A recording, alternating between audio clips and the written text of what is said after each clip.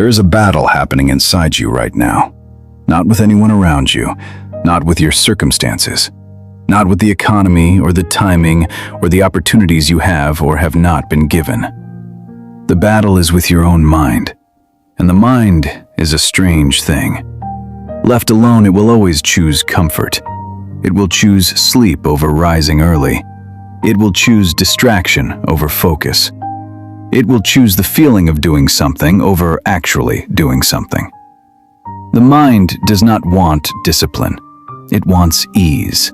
And that one difference between the person who controls their mind and the person whose mind controls them is the difference between two lives that look nothing alike 20 years later.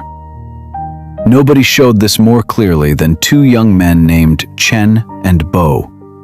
They grew up in the same province in the heart of China, studied under the same master, an old respected merchant named Master Fang, who had built 3 successful trading businesses from nothing over 40 years. Master Fang was known across the province not for his wealth, but for what he said about it.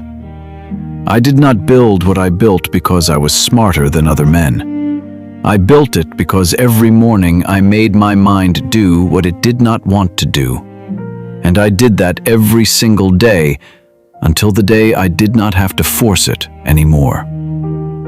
Chen and Bo both sat in his class, both heard those words. Only one of them understood them. Chen was naturally sharper, quick with numbers, fast with ideas. Everyone who met him said the same thing. This boy is going somewhere. Even Master Fang saw it early. Bo was quieter, less impressive at first glance. He asked more questions than he answered.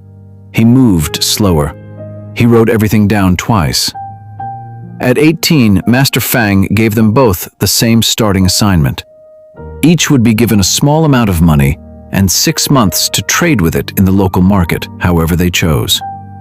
At the end of the 6 months, he would evaluate what each had done. Chen spent the first 2 weeks excited. He made bold trades, chased big margins, stayed up late talking with other young traders about opportunities and possibilities. He was everywhere at once. Then a trade went wrong. Then another. Chen told himself he needed a break to reset. He rested for a week. Then the week stretched. He began sleeping later, missing the morning market openings, making decisions based on how he felt that day rather than what his plan required. When he did trade, he traded emotionally, chasing losses, panicking at dips, celebrating too early. His money shrank slowly and then quickly.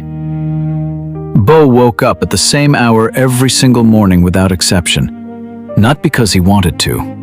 There were many mornings he lay in bed and his mind told him to stay, told him it was too cold, told him one morning would not matter. He got up anyway. He kept a simple trading journal. Every morning he wrote his plan for the day. Every evening he wrote what happened and what he would do differently. He did not make bold bets. He made consistent, small, careful trades, learning the patterns of the market the way a farmer learns the patterns of the soil. He made mistakes, several of them, but he recorded every mistake and never made the same one twice. 6 months passed. Chen came to Master Fang with less than half of what he had started with. He had a long list of explanations. The market had been unpredictable. Other traders had been dishonest. The timing had been bad. Bo came with 3 times what he had started with. No explanations, just a worn journal filled with 6 months of daily entries, plans, mistakes, corrections, and quiet, consistent work. Master Fang looked at Chen for a long time. Then he said, "You are still the sharper student, Chen. But Bo has something you have not yet developed.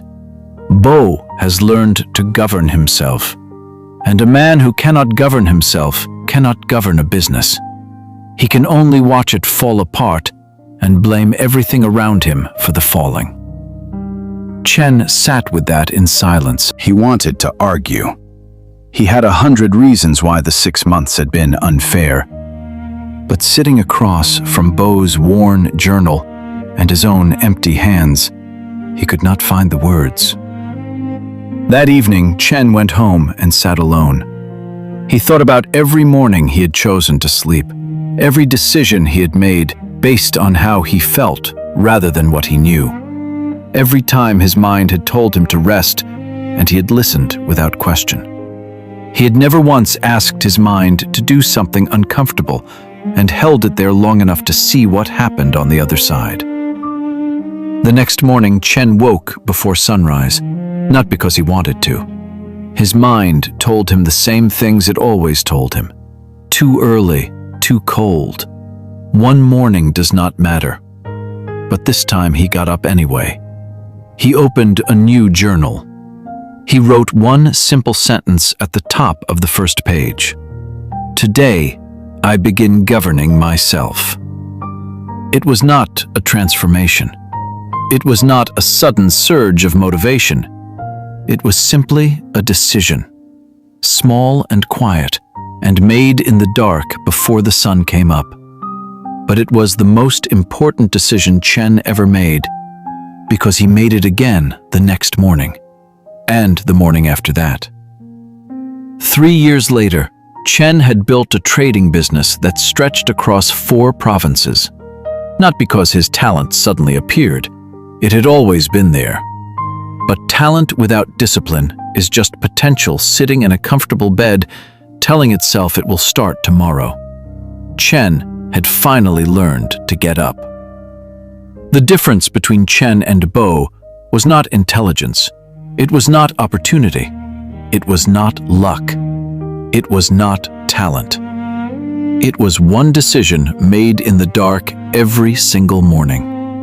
Bo did not feel like getting up. He got up anyway. Bo did not feel like writing in the journal. He wrote anyway. Bo did not feel like making the careful trade instead of the exciting one. He made the careful trade anyway. Discipline is not about feeling ready. It is about moving before you feel ready and training your mind to follow your decision instead of leading it. Your mind is powerful, but left uncontrolled, it will spend that power keeping you comfortable. It will build the most elaborate reasons for staying still, the most convincing arguments for waiting one more day, and you will lose years listening to it. The question is not whether you have talent. You do.